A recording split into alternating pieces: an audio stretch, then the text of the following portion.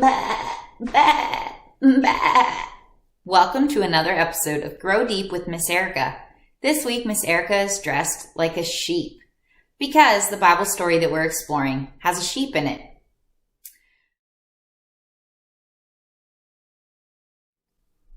This week, be sure to read Genesis 22 together as a family. Mom and Dad, you can find extra fun, creative ideas to explore Genesis 22 as a family in your parent email. At the end of this episode, I'm going to talk about a craft that you can do. And there's a printable for that craft in your parent email. So be sure to open it so that you can do this whole episode today.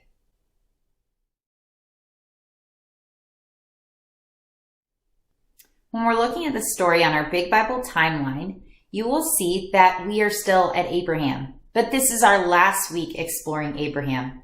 The Bible includes even more stories about God and Abraham. So big kids, be sure to check those out and read them sometime because they're really cool.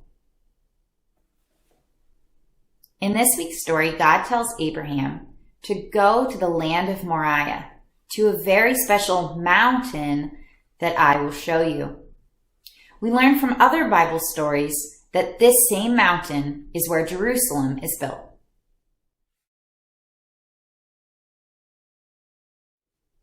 This is such a famous story, guys, Abraham sacrificing Isaac.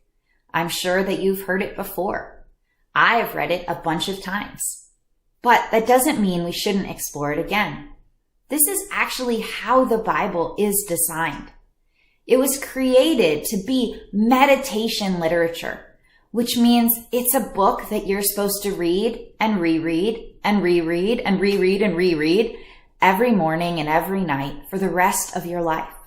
And every time you read and reread these same stories, you're supposed to discover new things about who Jesus is. So God tells Abraham to go to the mountain in the land of Moriah that he will show him. And then God says, I want you to sacrifice your one and only son, Isaac, on the mountain there to me. Now that sounds crazy. Why would you kill the one and only son that you've waited 25 years for God to give you? But Abraham trusts that God is good and that God will keep his promise to give him a very big family and to rescue and bless all families through his. So Abraham obeys God. He takes his son Isaac to sacrifice him. I got my friends Penelope and Theodore to read to us a little bit from Genesis 22. Take it away, guys. Genesis 22, 7 to 13. Isaac spoke up and said to his father Abraham, Father, yes, my son, Abraham replied. The fire and wood are here, Isaac said, but where's the lamb for the burnt offering? Abraham answered, God himself will provide the lamb for the burnt offering, my son. And the two of them went on together. When they reached the place God had told him about, Abraham built an altar there and arranged the wood on it. He bound his son Isaac and laid him on the altar on top of the wood. Then he reached out his hand and took out a knife to slay his son. But an angel of the Lord called out to him from heaven, Abraham, Abraham, here I am, he replied. Do not lay a hand on the boy, he said. Do not do anything to him, because I know that you fear God, because you have not withheld me from me your son, your only son. Abraham looked up, and there in a distance he saw a ram caught by its horns. He went over and took the ram and sacrificed it as a burnt offering instead of his son. Thanks for watching! Bye! Thanks, guys. So here in this story, Abraham brings fire and wood for the sacrifice. He puts the wood on Isaac's back and they begin walking up the mountain. But Isaac starts to get suspicious. Isaac knows that if you're going to have an animal sacrifice, you need an animal. Isaac's done sacrifices with his dad before, but this time they didn't bring an animal. So Isaac starts to look around, and then Isaac says, Hey, Dad, we have the fire and we have the wood, but we don't have any animals. Abraham believes God is good. So he tells Isaac God himself will provide the lamb.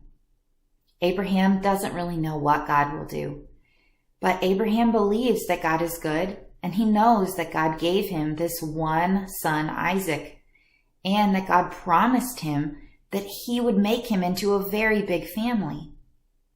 In the book of Hebrews, the author tells us that Abraham even believed that God could raise his son from the dead. So Abraham and Isaac keep walking up the mountain. When Abraham and Isaac get to the top of the mountain, Abraham builds an altar, and then he puts his son Isaac on top of the altar. Abraham takes his knife to sacrifice his one and only son, and then at the last minute, an angel says, "Stop, Abraham! Don't sacrifice your son. Now God knows that you believe and trust in him." And then Abraham noticed a ram caught in a nearby bush. So Abraham takes Isaac off the altar, and he takes the ram and substitutes him for Isaac. He sacrifices the ram instead of his son. All right, little Bible nerds, if you've been paying attention, you might notice that Abraham said God would provide a lamb. But later, you see that God provides a ram. That's not a typo. That's on purpose. You see, in Hebrew, the word for lamb just refers to any random sheep in a big flock. It's nobody special. It's just some random sheep. But the word for ram is very special. It was a word to describe the biggest, fluffiest, mightiest, strongest sheep in the whole flock. Usually the big ram would have these huge horns. But the biblical authors would also use this word ram to describe the chief or the leader or the king of the people, someone who is very mighty and very strong. There's actually 11 times, I counted this morning, where the Bible talks about a ram being a mighty king or a chief or a leader of all the people. So God doesn't provide some random sheep to die in Isaac's place. God provides a king to die in Isaac's place. Then when Jesus comes hundreds and hundreds of years later, he does this same thing. Jesus dies on this same mountain.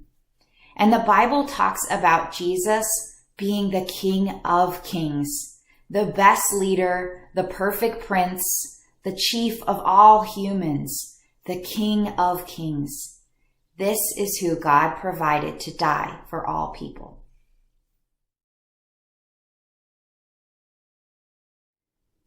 This week, you're going to need some scissors, some yarn, and some thin cardboard. Think like a cereal box or even the top of an egg carton will work.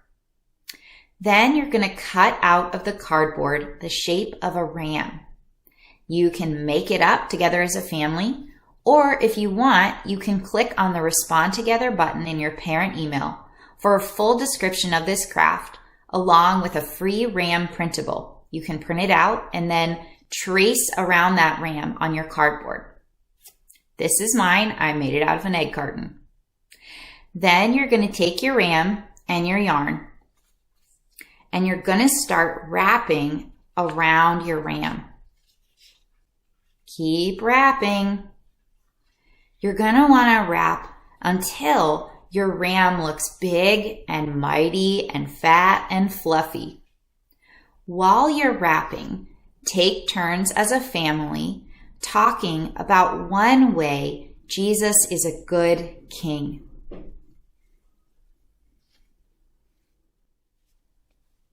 Kids, this will also make a great Christmas ornament when you're done.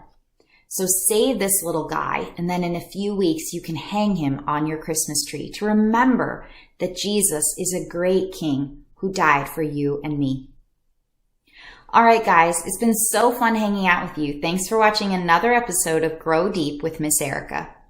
Hey, you, do your chore. Time to turn off the lights.